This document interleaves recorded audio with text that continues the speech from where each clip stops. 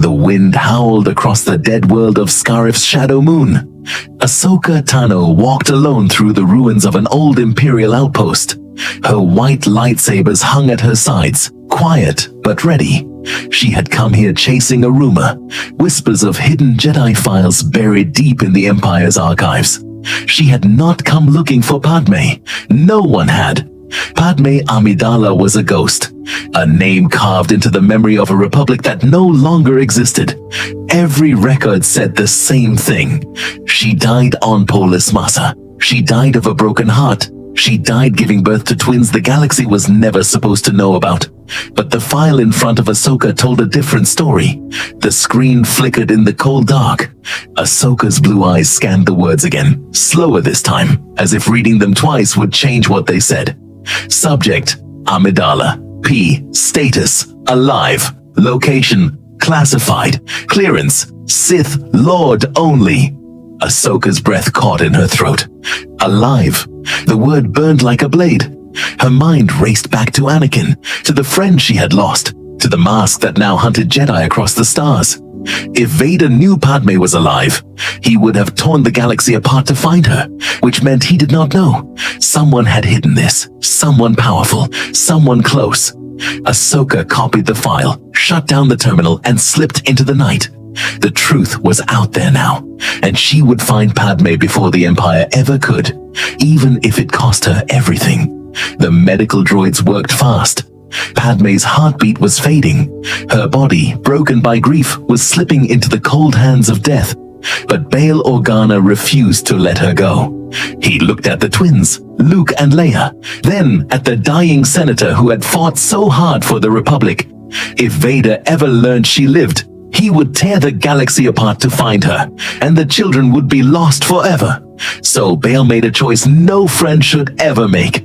Save her, he whispered to the medics, but take her memory, every name, every face, every moment of love. She must not remember anything. The droids hesitated. Obi-Wan Kenobi turned away, his eyes wet with sorrow. Yoda simply lowered his head. It was the only way. Hours later, Padmé opened her eyes, but the woman who once led senators, who once loved a Jedi, was gone. She did not know her name. She did not know her children. She did not know the fire that had consumed her heart. Bail held her hand gently. You are safe now. That is all that matters. He smuggled her to a quiet world, far from Coruscant, far from Vader, far from the truth. A new identity, a new life, a simple farmer's wife on a forgotten moon. Meanwhile, on a shadowed star destroyer, Darth Vader stood at a viewport, breathing slow, cold, mechanical. He believed she was dead. He believed his rage had killed her, and that lie would one day break the galaxy. But fate is never silent for long. Somewhere across the stars, a single whisper, a name long buried, reached the ears of the Sith Lord himself. Padmé. The moon was called Enith, a small green world far from the Empire's reach. No cities, no senators, just farmers, wind, and quiet skies. Ahsoka Tano stepped off her ship at dusk. Her white lightsabers hung silent at her sides. She had chased rumors for months. A woman with kind eyes, a soft voice, and no past. The villagers called her Vesa, but Ahsoka knew that face. She found her near a small field, hanging cloth to dry in the evening breeze. Padmé turned slowly, sensing a stranger. Her eyes met Ahsoka's, and for one breath, something flickered. A memory, a name, then nothing. Can I help you, traveler? Padmé asked gently. Ahsoka's throat tightened. I think I knew someone who looked like you. A long time ago. Padmé smiled politely. Many people say that. I have one of those faces. But that night, the dreams came harder than ever. A burning world. A man screaming her name. 2 tiny cries. Children she had never held. She woke up shaking, tears running down her cheeks, whispering a word she did not understand. Ani. Outside her small home, Ahsoka stood in the dark, listening. Her montrals trembled. The Force was thick here, wounded, broken, alive. Padmé's spirit remembered, even if her mind did not. Ahsoka made her choice. She would not force the truth. Not yet. But she would stay close, because somewhere out there, Vader was hunting too, and the galaxy was running out of time. Far above the peaceful moon, a black TIE advance cut through the clouds. Darth Vader had heard the whisper, and now he was coming down. Morning came soft and golden on Enith. Padmé stepped outside her small home, a basket in her hands. And there, standing by the garden gate, was the traveler from the night before. Ahsoka did not speak. She only removed her hood. Slowly, gently, Padmé froze. The basket slipped from her fingers. Her breath caught in her throat. She stared into those blue eyes, those familiar markings, and something inside her shattered. "Snips," she whispered. The word came from nowhere and everywhere. Suddenly, the dam broke. Flashes hit her like blaster fire. Anakin's smile under Naboo's moons. Their secret wedding by the lake. The warmth of his hand on her growing belly. Then the darker visions, Coruscant burning, Jedi falling, the Senate cheering an emperor. And then Mustafar, the black river of lava, Anakin's yellow eyes, his voice twisted with rage. "You're with him!" The cold grip on her throat, the terrible silence that followed, and two tiny cries, two children she had never been allowed to hold. Padmé collapsed to her knees, tears streaming down her face. "Luke! Leia!" she gasped. "My babies! Where are my babies?" Ahsoka knelt beside her, holding her shoulders gently. "They are safe. I promise you, Padmé. They are alive." Padmé looked up, her eyes burning with something the galaxy had not seen in years. Fire. Not the fire of a senator, not the fire of a queen, the fire of a mother. "And Anakin," she whispered, "tell me, is he truly gone?" Ahsoka's silence said everything. A low rumble shook the sky above Enith. Padmé lifted her tear-stained face and saw a black shadow descending through the clouds. Vader had arrived. The black shadow in the sky had vanished. For now. A storm was coming, but inside the small home on Enith, a different storm raged. Padmé sat by the window shaking. Ahsoka placed a warm cup in her hands, but Padmé could not drink. Her eyes were fixed on the floor, lost in years of stolen time. "Tell me," she whispered. "I need to hear it from you, Ahsoka. Not whispers, not dreams. The truth." Ahsoka closed her eyes. For a long moment, she could not speak. Then she sat down across from her old friend and began. "Anakin fell," she said softly. "The Chancellor, Palpatine, was the Sith Lord all along. He twisted Anakin's fears. His love for you became a weapon against him. He believed the only way to save you was to embrace the dark side." Padmé's lips trembled. "So, he did it for me?" "He did it for fear of losing you," Ahsoka said gently. "But the dark side does not save. It consumes." She paused, her voice breaking. "Anakin killed the Jedi. Younglings, friends, brothers. On Mustafar, he chose Palpatine over you. He chose power over love. And when Obi-Wan defeated him, the Emperor rebuilt what was left." Padmé covered her mouth, tears streaming. "He is no longer Anakin Skywalker," Ahsoka whispered. "He breathes through a machine. He hides behind a mask. The galaxy knows him now as Darth Vader." Padmé's heart shattered, but a single spark remained. Hope. Stubborn. Foolish. Beautiful. "Then I will save him," she said quietly, "because no one else can." Outside, the wind turned cold, and far above the clouds, a deep mechanical breath echoed through the trees, as if Vader himself had already heard her vow. High above the stars, the Executor cut through the black void of space. Inside its command tower, Darth Vader stood alone, watching the cold lights of distant systems pass by. Then it happened. A flicker, a warmth, a touch in the force he had buried long ago. Vader's mechanical breath caught, just for a heartbeat. His gloved hand slowly rose to his chest, as if something inside him had moved. Something that should have been dead. "No," he whispered, his deep voice trembling beneath the mask. "It cannot be." Memories he had locked away for years cracked open like old wounds. Padmé's laughter on Naboo, her hand brushing his cheek, the soft sound of her voice saying his true name. "Anakin." He shook his head violently. "She is dead. I killed her. I felt it." But the Force did not lie. Somewhere in a quiet corner of the galaxy, her light was burning again. Faint, distant, real. An officer approached cautiously. "Lord Vader, the Emperor requests—" "Leave me," Vader growled. His voice was low, dangerous, almost human. The officer fled. Vader turned to the viewport, his fists clenching slowly. If Palpatine learned the truth, Padmé would be hunted by every Inquisitor in the Empire. If the rebellion learned, she would become a symbol and a target. He had to find her first, not to save her, not yet, but to understand the impossible. "Padmé," he whispered into the dark, "what have you done to me?" The executor changed course, slicing toward the outer rim, and deep in the shadows of the bridge, Vader gave one cold command. "Prepare my shuttle. I go alone." The skies above Enith burned red.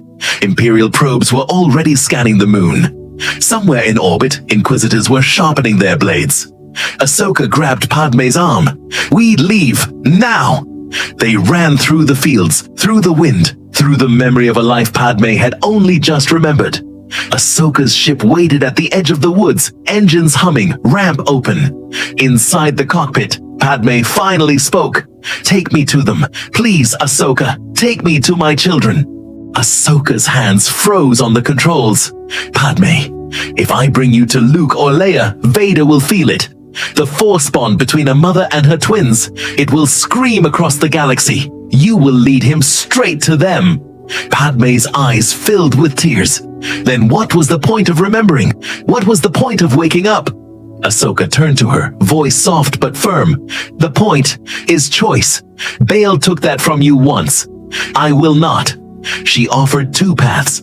"One, I take you to a hidden rebel base. You stay buried. The galaxy keeps believing you are dead. Your children stay safe.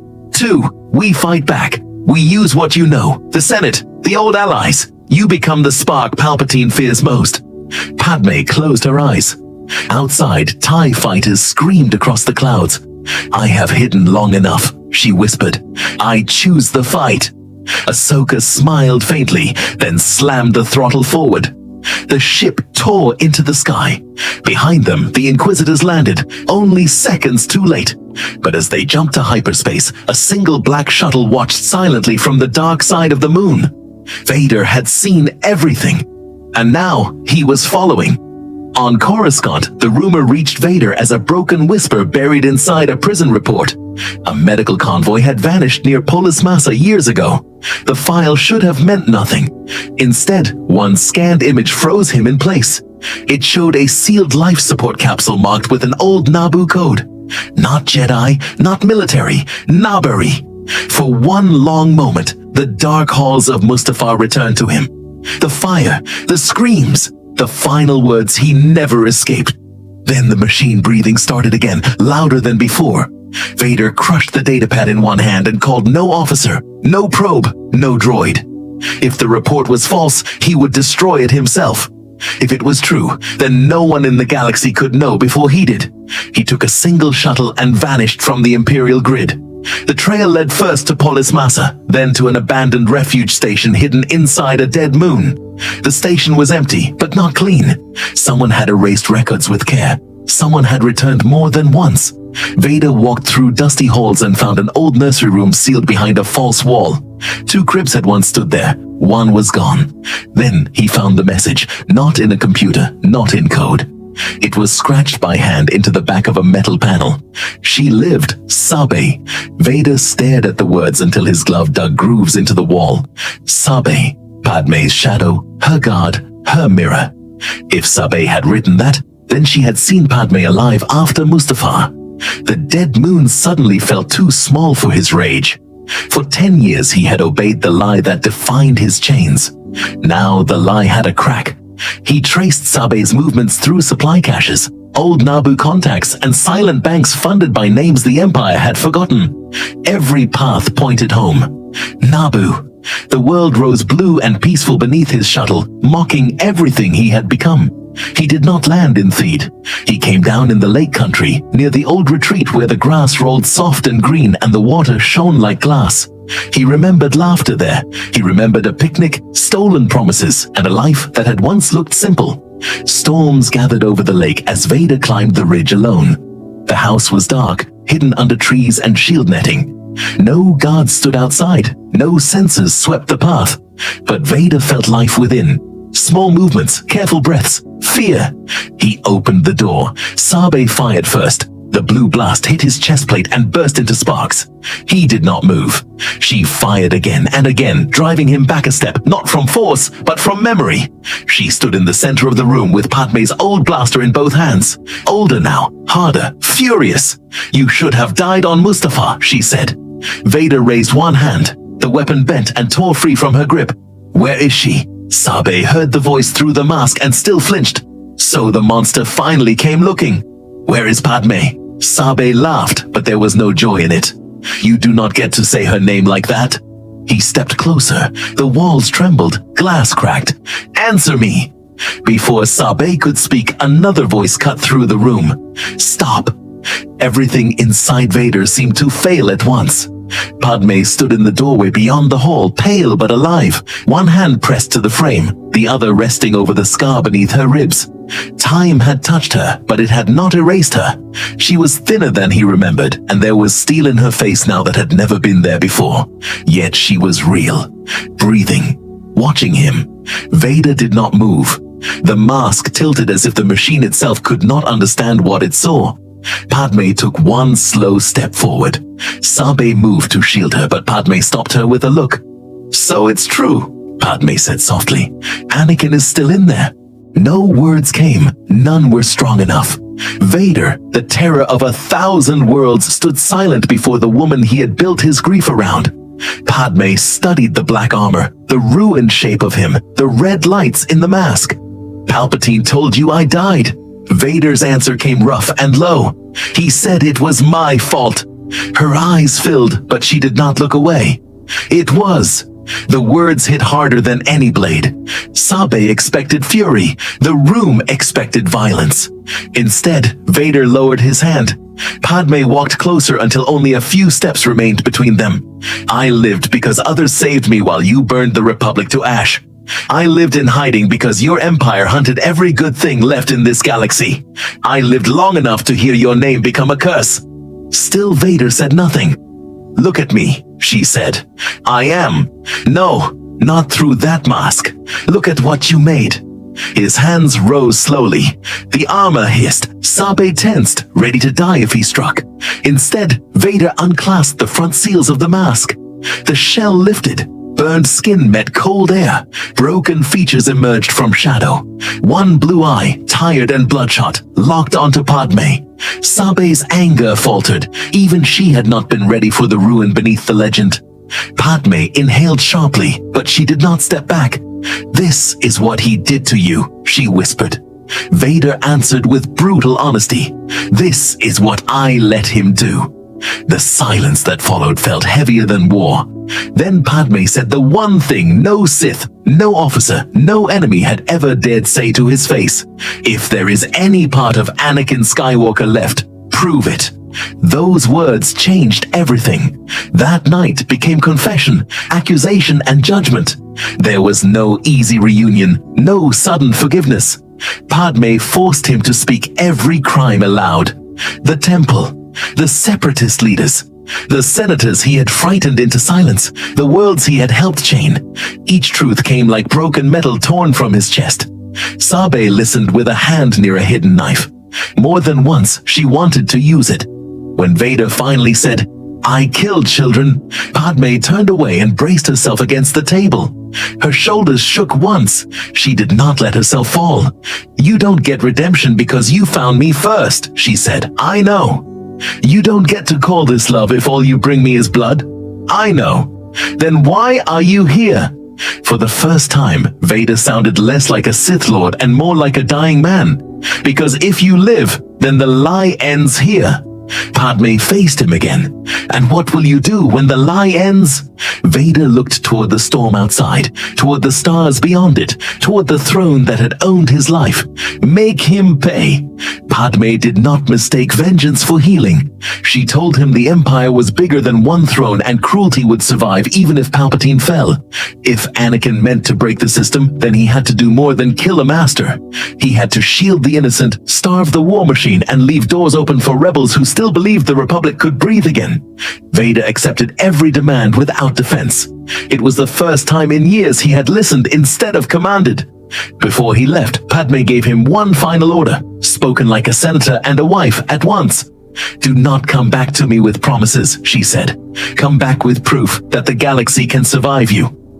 By dawn, the first fires were already spreading through the Empire. Vader returned to Coruscant before Palpatine could sense his absence, but he did not return unchanged. He moved like a weapon aimed in a new direction. He summoned officers tied only to him, then sent them on false hunts far from Naboo.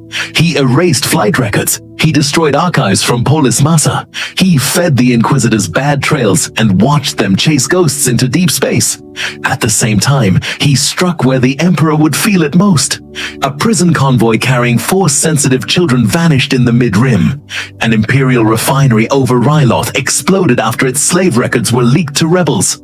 A vault of blackmail files inside the Imperial Palace burned for 7 minutes before security sealed the wing. No one could prove Vader had ordered any of it. That made it worse. Palpatine noticed the pattern at once. In the throne room, he watched Vader kneel and heard the machine breathing with new rhythm. Something troubles you, Lord Vader? Nothing that cannot be ended, my master. Palpatine smiled, thin and sharp. Be certain that your past remains dead. For a single second, Vader almost drew his blade then and there. Instead, he bowed lower and said, "Yes, my master." But Palpatine had already begun to dig. Across the galaxy, old Naboo networks started vanishing. Safe houses were hit. Couriers disappeared. One by one, the people who had kept Padmé hidden went silent. Sabe sent a warning at once. Naboo was no longer safe. Vader came in secret and found Padmé packing medicine. She sank sa tinusk aflik maps. She us hibalosimotenage and old Senate codes. She was calm, but the calm came from hard choice, not hope. He knows, she said. He suspects. That is enough. Sabe entered from the porch with a macro binocular set in hand. Too late.